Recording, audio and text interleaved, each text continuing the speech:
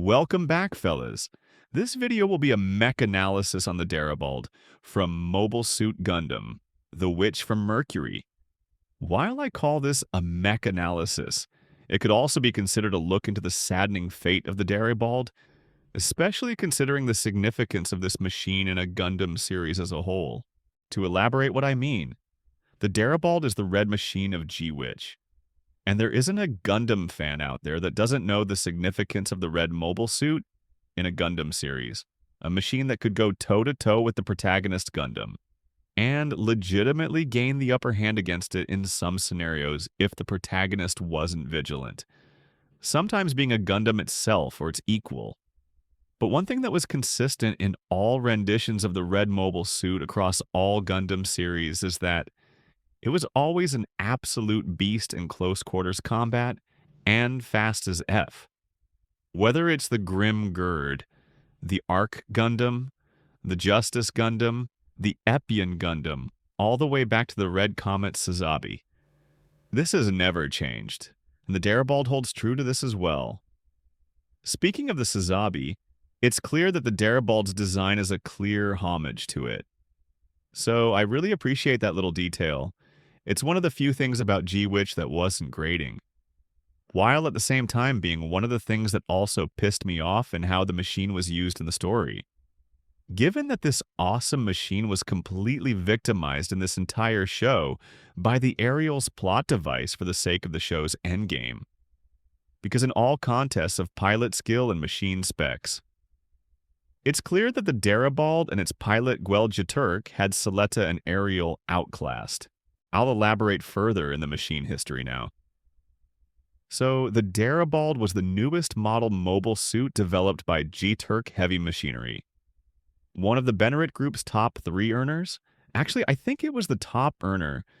If you look at the 3 peak bars in the graph, where the Jeturk logo was the one with the highest bar value with Pale Technologies, and Grassley only a few points behind. But while everything was going the way the current CEO Vim Jeturk wanted, with his son being the fiancé of the chairman's daughter, thereby solidifying the position of his company within the group as its peak. He wasn't interested in being second banana to the chairman, Delling Rembrandt. So he put together a plan to axe Rembrandt with everything being on track until news of his son's defeat at the hands of Ariel was announced, which forced him to slam the brakes on his plans until this could be rectified.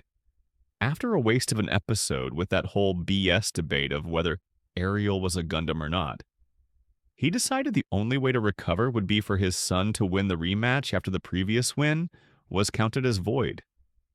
Which is fair. Gundams were illegal machines by law, and Ariel did give off certain data readings characteristic of mobile suits that use the Gund format in their operation. But since there were some conflicting reports regarding the Gundam, such as being a new type of drone technology that had readings similar to the Gund format, it was the logical step to void the results of the duel. So this was not a slight, as some discussion threads tried to declare. The Soletta stands on those threads are really toxic. But anyway, Vim Jeturk decided he didn't want any more hang-ups to his plans and transferred the newly completed Darabald to Jeturk House on Astacasia, and assigned his son, Gwel, to pilot the machine and clear up all of the fuss. But unfortunately, Vim's hastiness had a fatal mistake, where he ordered his son to just sit in the cockpit and let the onboard AI do the fighting. The Darabald incorporated the most advanced decision-making AI system into its cockpit as a means to reduce pilot fatigue and to oversee its drone weapons suite. This is the most distinctive feature of the Darabald as a cutting-edge, next-generation mobile suit. But it was not well tested against human pilots, and this overconfidence in the capabilities of the AI caused the AI to fall for feints and bluffs that a human pilot would have been able to foresee, causing it to take damage that could have been avoided if Gwel had control of the machine from the start, but with a little mischief in triggering the fire suppression system of the arena. That hindered the effectiveness of long-range beam weapons. which really isn't cheating since the other side also had its beam weapons affected as well. The only advantage the Darabald had was that the machine was an absolute menace in close quarters. But that was engineered into the machine from the start. Not something planned for before the duel. It's not Jeturk Heavy Machinery's fault that Ariel was not spec'd to deal with such changes in combat conditions that could arise in real combat. But moving on.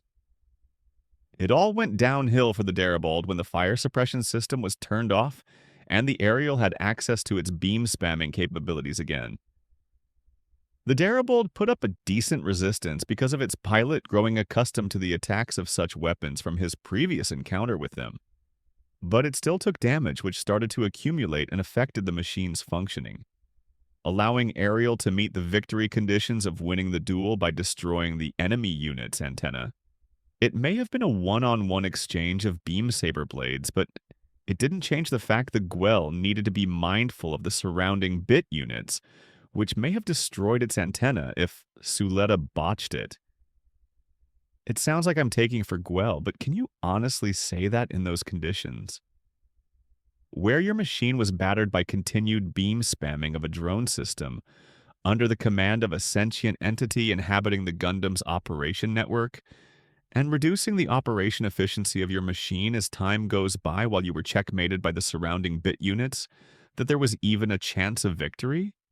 Anyway, after its loss and a bit of Gwell's defiance of his father's orders not to take part in any more duels, which would lower the company's reputation in the school, the ruthlessly plot-armored damaged Darabald was taken back to one of Jeturk's manufacturing facilities for extensive repairs and a bit of revision and refining of its capabilities.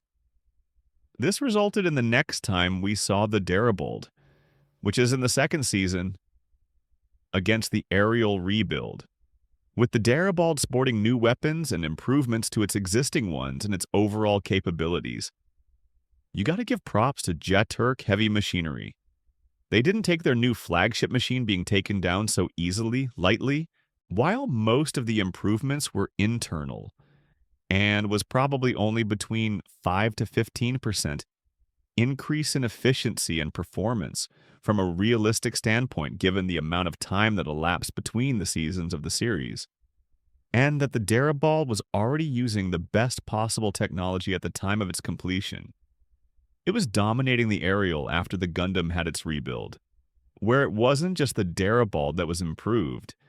Its pilot took to heart a lot of his experiences and improved himself, where he chose to work with the AI onboard his machine as an asset, instead of looking at it as a crutch and an insult to his pride as a pilot.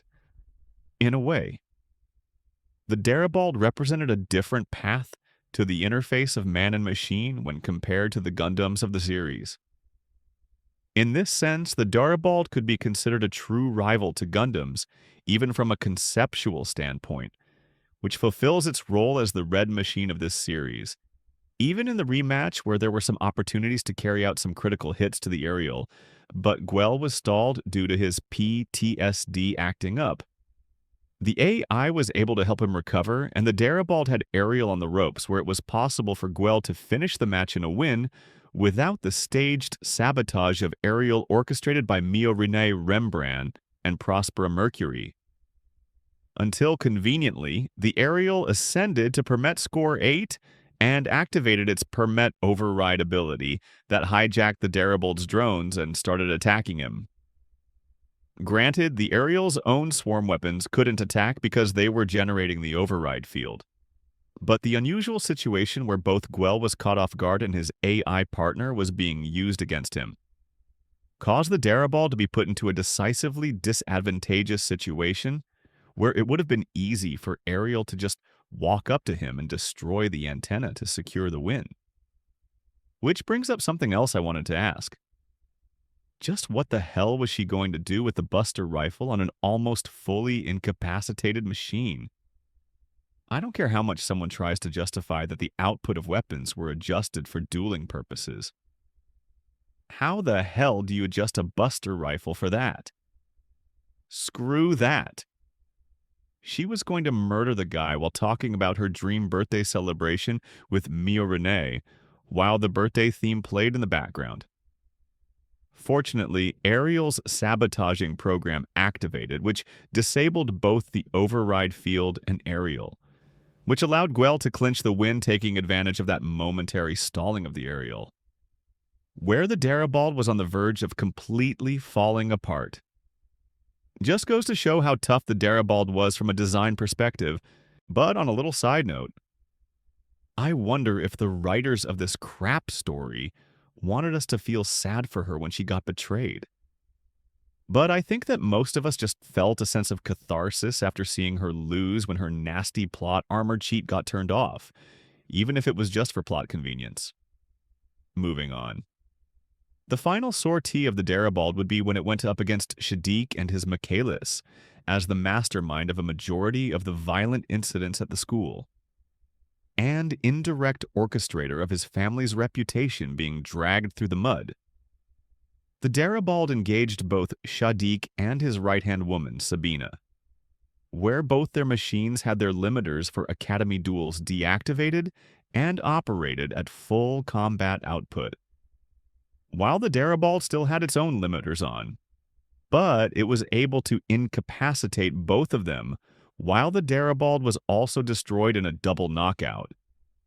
This wasn't a bad outcome given the handicap the Darabald had against its two ace pilot opponents, as well as Shadiq playing mind games with Gwell and his involvement in his father's death. So that brings an end to the operational history of the Darabald. Now, onto the tech specs. I'll say one thing about the Darabald. They did not skimp on the weapon options when designing it, taking advantage of the main characteristic of all Jeturk manufactured machines that emphasized a rugged and durable frame that gives it a good amount of versatility in combat, which made it easy to install all of its weapon options without overburdening the machine's frame.